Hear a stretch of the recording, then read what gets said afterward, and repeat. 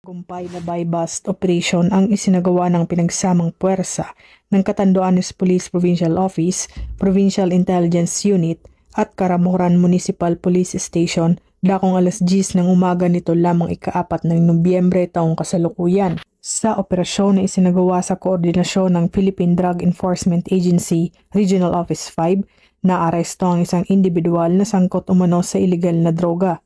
Na-recover mula sa kanya ang isang piraso ng maliit na heat-sealed transparent plastic sachet na naglalaman ng pinaghihinalaang shabu na may tinatayang halagang 5,440 pesos kasama ang iba pang non-drugs items. Ang suspect ay kasalukuyang nasa kustodiya ng Caramoran MPS para sa tamang disposisyon at sinampahan na ng kasong paglabag sa Section 5 ng Republic Act 9165 o Comprehensive Dangerous Drugs Act of 2002 sa pamamagitan ng inquest proceedings.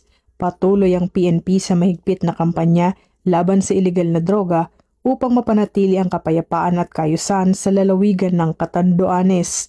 Hinihikayat ng PNP Caramoran ang buong komunidad na makiisa sa patuloy na pagpapalaganap ng kaayusan at batas upang masugpo ang anumang uri ng kriminalidad para sa mas ligtas at tahimik na komunidad. Mula dito sa Legazpi City, Albay, ako ang inyong PNN correspondent, Patrolwoman Vanessa Sol, alagad ng batas, tagataguyod ng Balitang Pulis.